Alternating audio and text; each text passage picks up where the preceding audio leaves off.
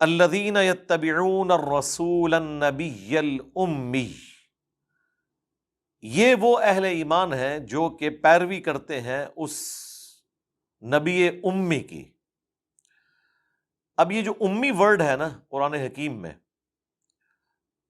سورہ الشورى کے اندر مکے کو ام القریٰ کہا گیا ہے، بستیوں کی ماں یا سینٹر، عرب میں ایک سینٹرل مقام تھا اسے۔ ویسے تو اب جو ورلڈ کا نقشہ ہے اس میں بھی آلموسٹ مکہ سینٹر میں آ رہا ہے، عرب میں وہ سینٹرل مقام تھا، اسی لیے قرآن میں سورہ شورى میں اسے کہا گیا ام القریٰ۔ اور نبی الاسلام کے ریفرنس سے بیان ہوا کہ آپ کو ہم نے ڈر سنانے والا پیغمبر بنا کر بھیجا ہے ام القریٰ اور اس کے ارد گرد کے لوگوں کے لیے۔ اسپیسیفکلی تو ام القریٰ اور اس کے ارد گرد سے مراد اہل عرب ہیں، یہ آپ کی بعثت خاصہ تو ظاہر ہے عربیوں کے لیے، اسی لیے دھمکی بھی عربیوں کو تھی اس حوالے سے آلموسٹ 23 سال کے بعد کہ یا تو ایمان قبول کرو، ادروائز جزیرہ نما عرب چھوڑ کے چلے جاؤ، ورنہ تم پر عذاب استیصال صحابہ کی تلواروں کی شکل میں نازل ہوگا۔ ام القریٰ میں نبی الاسلام کو اللہ تعالیٰ نے مبعوث کیا، بستیوں کی ماں، مکہ، اس کی نسبت سے بھی آپ کو امی کہا جاتا ہے، اور امی اس حوالے سے بھی کہا جاتا ہے کہ امیین میں سے تھے آپ۔ قرآن حکیم میں اللہ تعالیٰ نے سورۃ البقرہ میں، سورۃ النساء میں یہودیوں کے ریفرنس سے، ظاہر ہے وہ امی کہتے تھے، ان لوگوں کو ان پڑھ کہتے تھے، جو کسی آسمانی شریعت سے واقف نہ ہو اور اپنے آپ کو اہل علم سمجھتے تھے۔ تو اللہ تعالیٰ نے ان کا غرور توڑا، انہی امیین میں ایسا نبی مبعوث کیا کہ جس کی فصاحت اور بلاغت نے، جو اللہ تعالیٰ نے ان پر قرآن نازل کیا، اس کی برکت سے بڑے سے بڑے اہل علم ان کے زمانے کے ان کے سامنے بے بس نظر آتے تھے۔ یہ اللہ نے ان یہودیوں کا، علماء کا غرور توڑ دیا امیین کے ذریعے۔ تو اس اعتبار سے نبی الاسلام امیین میں مبعوث ہوئے کہ آپ دنیا میں کسی انسان سے پڑھے ہوئے نہیں تھے، اور اس اعتبار سے بھی کہ اللہ کے نبی کا یہ معجزہ تھا کہ آپ لکھنا پڑھنا نہیں جانتے تھے۔ یہ رسول اللہ کے حق میں معجزہ ہے، آپ کی خوبی ہے، عام انسان کے لیے یہ ایک عیب ہے۔ ڈاکٹر اقبال کا شاعر ہونا ان کی خوبی ہے، نبی کا شاعر ہونا ان کے حق میں عیب ہے۔ وما علمناہ الشعر وما ينبغی لہ، ہم نے اس پیغمبر کو شعر کہنا نہیں سکھایا، نہ یہ ان کی شان کے لائق ہے۔ ویسے تو ہم ڈاکٹر اقبال سے عقیدت رکھتے ہیں ان کی شاعری کی وجہ سے، اور اللہ تعالیٰ فرما رہا ہے اس نبی کو شعر کہنا نہیں سکھایا اور نہ یہ ان کے شان ہے۔ یعنی وہی خوبی جو دوسرے شخص کے حق میں بہت بڑی خوبی ہے، رسول اللہ کے حق میں وہ توہین ہے۔ اسی طریقے سے عام آدمی کا ان پڑھ ہونا اس حوالے سے کہ وہ لکھنا پڑھنا نہ جانتا ہو، یہ ایک عیب ہے، لیکن رسول اللہ کے حق میں یہ خوبی ہے۔ اور اس کا ذکر اللہ تعالیٰ نے سورۃ العنکبوت میں کیا، جہاں پہ اللہ تعالیٰ نے اسپیسیفکلی اللہ کے محبوب صلی اللہ علیہ وآلہ وسلم کا معجزہ ذکر کیا۔ یہ کرامت یہ ہے، ڈائریکٹ اسی صفحے پہ کھلا ہے یہ پیج، آیت نمبر 48، سورۃ العنکبوت، سورۃ نمبر 29 آنورڈ۔ وما كنت تتلو من قبلہ من کتاب، اور اس قرآن کے نزول سے پہلے آپ کتاب میں سے کچھ پڑھ نہیں سکتے تھے۔ ولا تخطہ بیمینک، اور نہ آپ اپنے دائیں ہاتھ سے کچھ لکھ سکتے تھے۔ اذا لارتاب المبطلون، اگر ایسا ہوتا تو یہ شک والوں کو بات شک میں ڈال دیتی۔ کیا شک میں ڈال دیتی؟ یہ کتاب آپ نے خود لکھ لی ہے۔ اب کوئی کہہ تو نہیں سکتا کہ جی نبی علیہ السلام تو فلاں فلاسفر کے شاگرد ہیں، فلاں شاعر کے شاگرد ہیں، اور اتنے سالوں سے فلاں غار میں ریاضت کر رہے تھے، تو کچھ نہ کچھ تو بنا کے نکال ہی لینا تھا۔ ایسا بھی نہیں ہوا، آپ تو چند دنوں کے لیے غار ہرا گئے جب آپ کی زندگی کا 40واں سال شروع ہوا، اور آپ کی دل میں دنیا سے ایک بے رغبتی بہت زیادہ پیدا ہو گئی، جو بخاری مسلم میں آتا ہے، پھر پہلی وہی آپ پہ نازل ہوئی۔ بل ہوا آیات بینات، بلکہ یہ تو روشن آیات ہیں، فی صدور الذین اوتوا العلم، ان لوگوں کے سینوں میں جنہیں علم دیا گیا۔ وما یجحد بآیاتنا الا الظالمون، اور ہماری آیات سے تو جھگڑا نہیں کرتے مگر جو ظالم لوگ ہیں۔ وقالوا لولا انزل علیہ آیات من ربہ، اور یہ کہتے ہیں کہ تم پر تمہارے رب کی طرف سے کوئی نشانی، معجزہ کیوں نہیں نازل ہوا جس طرح کے اگلے پیغمبروں کو دیے گئے تھے۔ قل انما الآیات عند اللہ، اے نبی تم فرماؤ کہ معجزات تو اللہ کے ساتھ خاص ہیں۔ وانما انا نذیر مبین، اور میں تو اس کے سوا کچھ نہیں کہ میں ڈر سنانے والا ہوں۔ اولم یکفیہم، کیا ان کے لیے یہ کافی نہیں ہے، انا انزلنا علیک الکتاب یتلی علیہم، کہ بے شک ہم نے کتاب نازل کی ہے نبی علیہ السلام پر جو صبح و شام ان پر پڑھی جاتی ہے۔ ان فی ذلک لرحمۃ وذکریٰ لقوم یؤمنون، بے شک اس کے اندر ہے رحمت اور نصیحت ان کے لیے جو بات ماننا چاہیں۔ یعنی قرآن معجزہ ہے حضور کا، جس طرح اگلے انبیاء کے معجزات، عیسیٰ علیہ السلام کا معجزہ مردوں کو زندہ کرنا، اندھوں کو اللہ کے اذن سے آنکھیں دے دینا، موسیٰ علیہ السلام کا اژدہا کو لاٹھی میں اور لاٹھی کو اژدہا کی شکل میں لوگوں کے سامنے ایک معجزے کے طور پر پریزنٹ کرنا، اس طرح کا معجزہ ہمارے نبی کا قرآن ہے، کیونکہ آپ کی نبوت قیامت تک کے لیے، اس لیے آپ کو وہ معجزہ دیا گیا جو قیامت تک رہے۔ اگر نبی الاسلام مردوں کو زندہ کرتے تو آج ہم اس کی ویڈیو دکھا سکتے ہیں؟ نہ کرسچنز دکھا سکتے ہیں، نہ ہم دکھا سکتے ہیں۔ ایمان بالغیب ہی ہے نا، لیکن قرآن پہ ہمارا ایمان بالغیب نہیں ہے، یہ تو ہمارے سامنے موجود ہے۔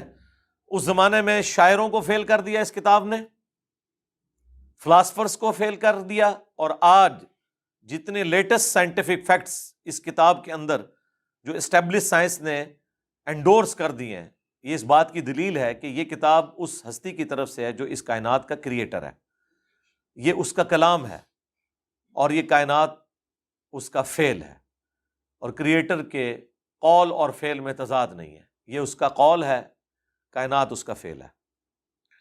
تو یہ نبی علیہ السلام کا زندہ معجزہ، انا نحن نزلنا الذکر وانا لہ لحافظون، اور یہی وجہ ہے کہ اللہ تعالیٰ نے اسے محفوظ بھی کر دیا۔ بے شک ہم ہی نے اس کتاب الذکر، یاد دہانی کو نازل کیا، اور ہم ہی اس کی حفاظت کرنے والے ہیں۔ اس کتاب کو محفوظ کرنے کی وجہ ہی ختم نبوت تھی کہ آپ کے بعد کوئی پیغمبر نہیں آئے گا۔ اگلے انبیاء کی تعلیمات جب بدل جاتی تھیں تو ایک پیغمبر آ جاتا تھا جو ان غلطیوں کی ریمیڈی کرتا تھا۔ ہمارے نبی کے کیس میں کوئی پیغمبر نہیں آنا تھا، اس لیے اللہ نے یہ سمجھ لیں پیغمبر کا خلیفہ ہے دنیا پہ، بلکہ اس سے بڑھ کر یہ اللہ کا خلیفہ ہے۔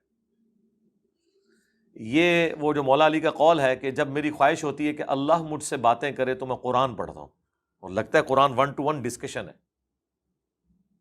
کیونکہ سرکمسٹانسز کے اوپر نازل ہوئی ہے، یہ سلیبس کی طرح نہیں ہے۔ لائیو کمنٹریز آئی ہیں نبی علیہ السلام کی مبارک زندگی میں حالات و واقعات کے اوپر۔ تو جب مجھے خواہش ہوتی ہے کہ میں اللہ مجھ سے باتیں کرے تو میں قرآن پڑھتا ہوں، جب میری خواہش ہوتی ہے کہ میں اللہ سے باتیں کروں تو میں نماز پڑھتا ہوں۔ یہ بڑی پرفیکٹ بات مولا علی علیہ السلام کی طرف منسوب ہے، یقیناً یہ کسی چھوٹے بندے کی بات نہیں ہے، یہ بڑے بندے کی بات ہے۔ تو یہ امی لفظ کے اعتبار سے میں نے ڈسکشن کی۔ میری ایک یوٹیوب پہ ویڈیو بھی ہے رسول اللہ کی ہینڈ رائٹنگ صلی اللہ علیہ وآلہ وسلم۔ بعض لوگ اس کو عیب کے طور پر پیش کرتے ہیں، خصوصاً اہل تشیع اور بریلوی حضرات کے، نبی علیہ السلام کا امی ہونا۔ آپ جو کہتے ہیں ان پڑھ جو کہہ رہا ہوتا ہے اس سے مراد جاہل نہیں کہہ رہا ہوتا، ان پڑھ سے مراد وہ یہ کہہ رہا ہوتا ہے کہ دنیا میں کسی سے نہیں پڑھے ہوئے، اور یہ ان کے لیے معجزہ ہے، نمبر 1۔ نمبر 2، نبی علیہ السلام کو اللہ نے پڑھایا ہے۔ الرحمن علم القرآن، خلق الانسان علمہ البیان۔ اس رحمان جس نے بولنے کی صفت دی ہے انسانوں کو، اسی نے قرآن کا علم بھی رسول اللہ کو دیا اور سکھایا۔ اس اعتبار سے امی اور ان پڑھ کہا جاتا ہے کہ دنیا میں کسی سے نہیں پڑھے ہوئے۔ دوسرا، ان پڑھ اس اعتبار سے کہا جاتا ہے کہ آپ کے حق میں اس طرح کا لکھنا پڑھنا توہین ہے۔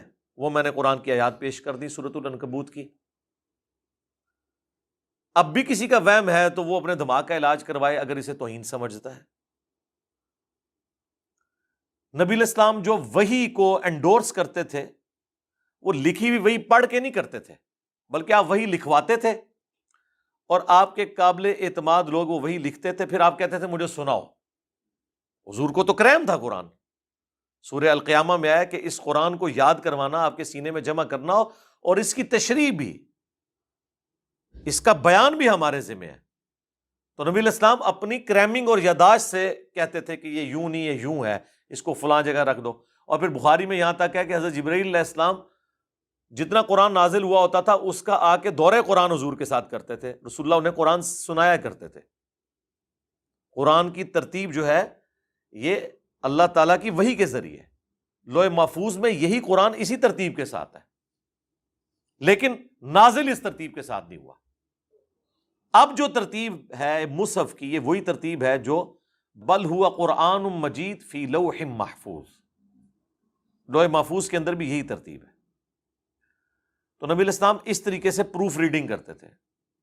باقی صحیح بخاری میں ایک حدیث موجود ہے، اسی پہ میرا وہ کلپ تھا، رسول اللہ کی ہینڈ رائٹنگ، کہ جب وہ محمد رسول اللہ کٹوانے کا سہیل ابن عمر نے کہا کہ ہم آپ کو اللہ کا رسول نہیں مانتے، آپ اس معاہدے میں لکھیں محمد بن عبداللہ کا معاہدہ جو ہے عرب کے لوگوں کے ساتھ۔ تو نبی علیہ السلام نے جب حضرت علی سے کہا کہ اسے کاٹ دیں، تو انہوں نے کہا یا رسول اللہ میں تو نہیں کاٹوں گا، احترام میں یہ بات کی کہ میں آپ کا نام کیوں کاٹوں؟ تو اس میں الفاظ ہیں، نبی علیہ السلام نے کہا کہ یہ تحریر مجھے دو، مجھے بتاؤ کہاں لکھا ہوا ہے۔ جب انہوں نے بتایا یہ لکھا ہے، تو نبی علیہ السلام نے اپنے مبارک ہاتھوں سے اس پہ لکیر پھیری اور آپ نے اپنے ہاتھوں سے لکھا محمد بن عبداللہ۔ اور وہ بخاری کے الفاظ ہے کہ نبی علیہ السلام لکھنے میں ماہر نہیں تھے، یعنی وہ کاپی تو کوئی بھی کر لیتا ہے نا، مطلب نام لکھنا کوئی اتنا مسئلہ، لیکن آپ علیہ السلام کی ہینڈ رائٹنگ فلوئنٹ اور خوبصورت نہیں تھی، کیونکہ آپ لکھنا پڑھنا نہیں جانتے تھے۔ اس کا یہ مطلب نہیں ہے کہ آپ کچھ بات لکھنا چاہتے تو آپ کے ہاتھ ہی رک جائیں وہاں پہ، ایسا تو نہیں ہوگا۔ یعنی اگر آپ کوشش کریں تو کوئی چیز لکھی ہوئی ہے تو اس کو کاپی تو آپ کر سکتے ہیں نا، لیکن اگر آپ کو لکھنا پڑھنا نہ آتا ہو دنیاوی اعتبار سے، تو پھر آپ کی ہینڈ رائٹنگ واضح نہیں ہوگی۔ تو وہ نبی علیہ السلام نے خود اس کو لکھا۔ اس پہ میں نے کہا تھا کہ یہ نبی علیہ السلام کے حق میں جو لوگ عیب کے طور پہ سے بیان کرتے ہیں وہ شرم کریں، اس میں بھی موجود ہے کہ آپ ماہر نہیں تھے لکھنے میں۔ تو یہ اللہ تعالیٰ کی طرف سے ایک معجزہ تھا کہ اللہ تعالیٰ نے اللہ کے محبوب صلی اللہ علیہ وآلہ وسلم کو امی بنا کے بھیجا، اور یہ آپ کا امی ہونا اگلی الہامی کتابوں میں آپ کی خوبی کے طور پر بیان ہوا ہے۔ امی لفظ کے اعتبار سے جو یعنی اتنا بڑا ہنگامہ کھڑا کرتے ہیں، یہ بالکل فضول ہے، یہ مطلب خام خواہ یہ کہنا اور پھر دھکے سے ثابت کرنا کہ نہیں یہ تو بڑا عیب ہے اور آپ لوگ نبی کو ان پڑھ کہتے ہیں۔ یار کس نے کہہ دیا؟ وہ ان پڑھ جاہل کے معنوں میں نہیں ہے جو آپ جو حلال لے رہے ہوتے ہیں، بلکہ تو قرآن میں لکھا ہوا ہے آپ کی خوبی۔ تو اگلی الہامی کتابوں کے اندر رسول اللہ کی یہ خوبی لکھی ہوئی تھی کہ آپ امی ہو گے، یعنی آپ امیین میں آئیں گے، ایسے لوگوں میں کہ جو لکھنا پڑھنا نہیں جانتے ہوں گے، اور پڑھے لکھے لوگ ان کے سامنے گونگے ہو جائیں گے۔ یہ آپ کا معجزہ ہے۔ اس لیے میں کہتا ہوں کہ رسول اللہ اگر صلی اللہ علیہ وآلہ وسلم اس زمانے میں یونان میں پیدا ہوتے تو کوئی کمال نہ لوگ سمجھتے کہ یونان میں تو اتنے بڑے بڑے فلاسفر اس زمانے میں پیدا ہو رہے تھے۔ ان عرب کے بدوؤں کے اندر، امیین کے اندر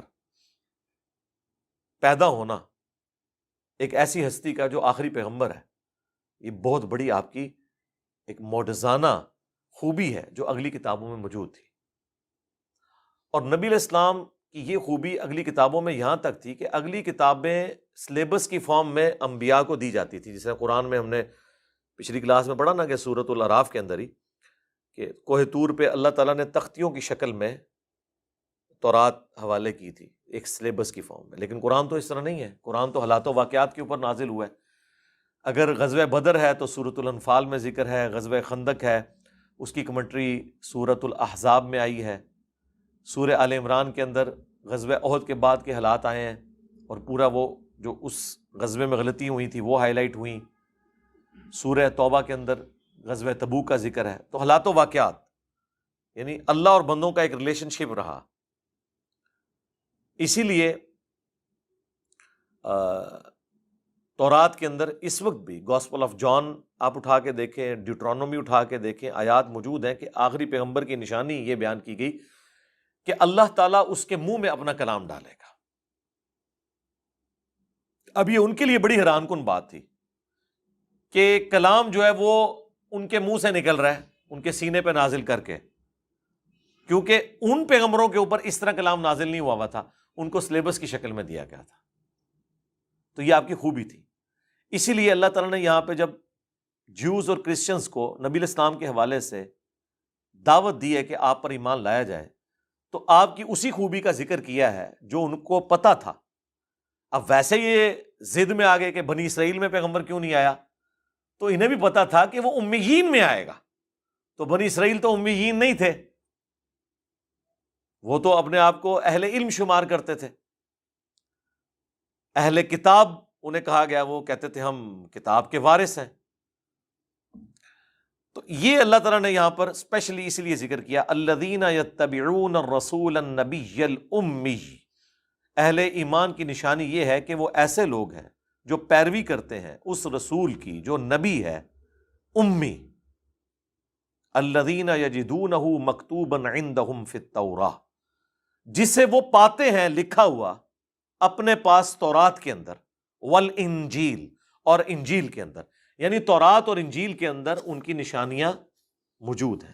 میں نے قرآن کی جو شروع کی 6 کلاسز ریکارڈ کروائی ہیں تعارف میں، اس میں میں نے باقاعدہ ڈیوٹرانومی سے کتاب الاستثناء چیپٹر جو اولڈ ٹیسٹمنٹ کا ہے، اور نیو ٹیسٹمنٹ کا جو چیپٹر ہے گاسپل آف جان، یوحنا کی انجیل میں چیپٹر نمبر 18 کے حوالے سے نبی علیہ السلام کی یہ ساری پریڈکشنز بیان کی ہیں، حضرت موسیٰ علیہ السلام اور عیسیٰ علیہ السلام کے ریفرنس سے، جو آج بھی جو آپ کی اس وقت بھی جو بائبل مل رہی ہے نا، کنگ جیمز ورژن، جو اردو میں Anarkali society, Bible society Anarkali Lahore سے وہ فری بھی بھجوا دیتے ہیں، اس کا PDF بھی نیٹ پہ رکھا ہے، ہم نے کئی ایک ویڈیوز میں اسے شو بھی کروایا، اس میں بھی یہ ساری چیزیں موجود ہیں۔ یأمرہم بالمعروف، یہ حکم دیتے ہیں انہیں نیکی کے کاموں کا، وینہاہم عن المنکر، اور منع کرتے ہیں برائی کے کاموں سے، وَيُحِلُّ لَهُمُ الطَّيِّبَاتِ، اور حلال کرتے ہیں پاکیزہ چیزیں ان کے اوپر، یعنی جو اللہ تعالیٰ نے چیزیں حلال کی ہیں وہ بتاتے ہیں، یعنی جو انہوں نے خود ساختہ شریعت کے اندر کچھ چیزیں اپنے اوپر حرام کر دی تھیں، تو وہ آ کے بتاتے ہیں کہ بھئی اونٹ کا گوشت حرام نہیں ہے، یہ حلال ہے۔ وَيُحَرِّمُ عَلَيْهِمُ الْخَبَائِثَ، اور حرام کرتے ہیں یہ پیغمبر ان پر ناپاک اور خبیث چیزیں، جو کوئی ٹوٹی پھوٹی شریعت چل رہی تھی مشرکین عرب میں، اور اس میں جو خامیاں تھیں وہ اس کی ریمیڈی کرتے ہیں۔ ظاہر ہے وہ دین ابراہیمی کی ٹوٹی ہوئی ایک شکل تھی نا، حضرت ابراہیم علیہ السلام کو ایز اے پیغمبر تو نہیں، لیکن وہ اپنے ایک جد امجد کے طور پہ تو مانتے تھے، اور یہود و نصارہ تو ویسے ہی ان کو پیغمبر بھی مانتے تھے۔ وَيَضَعُ عَنْهُمْ إِصْرَهُمْ، اور وہ نبی اتارتے ہیں ان سے ان کا بوجھ، وَالْأَغْلَالَ الَّتِي كَانَتْ عَلَيْهِمْ، اور وہ زنجیریں جن میں وہ جکڑے ہوئے ہیں۔ اب یہ جو اخلاقی برائیاں تھیں، عورتوں کو پاؤں کی جوتی سمجھا جاتا تھا، توہمات کے اندر گھرے ہوئے تھے، عجیب و غریب رسم و رواج تھے ان کے اندر، جانوروں کے اعتبار سے سورۃ الانعام میں جو کہ یہ والا جانور جو ہے مرد کے لیے حلال ہے، یہ جو ہے وہ عورت کے لیے حرام ہے، اور وہ جو عجیب و غریب شریعت کی انہوں نے ایک حلیہ بگاڑا ہوا تھا اور اپنے آپ کو مشکل میں ڈالا ہوا تھا، وہ تمام ان سے بوجھ اتارتے ہیں، اور ان کی گردنوں میں جو توق ہے، سب سے بڑا توق غلامی کا، انسان انسان کے آگے جھک رہا ہے، اپنے ہاتھوں سے تراشے ہوئے بتوں کے آگے جھک رہا ہے، اس سے بڑی کون سی زنجیر ہوگی؟ یہ ساری وہ توڑتے ہیں۔ اللہ اکبر۔ یہ رسول اللہ کی شان میں یہ وہ آیت مبارکہ ہے جس کے اوپر میں نے 2012 کے اندر جو ربیع الاول کا اسپیشل لیکچر ہوا تھا نا، 12 ربیع الاول کے دن ہی ہوا تھا، وہ اسی کے اوپر میں نے وہ پورا لیکچر دیا تھا۔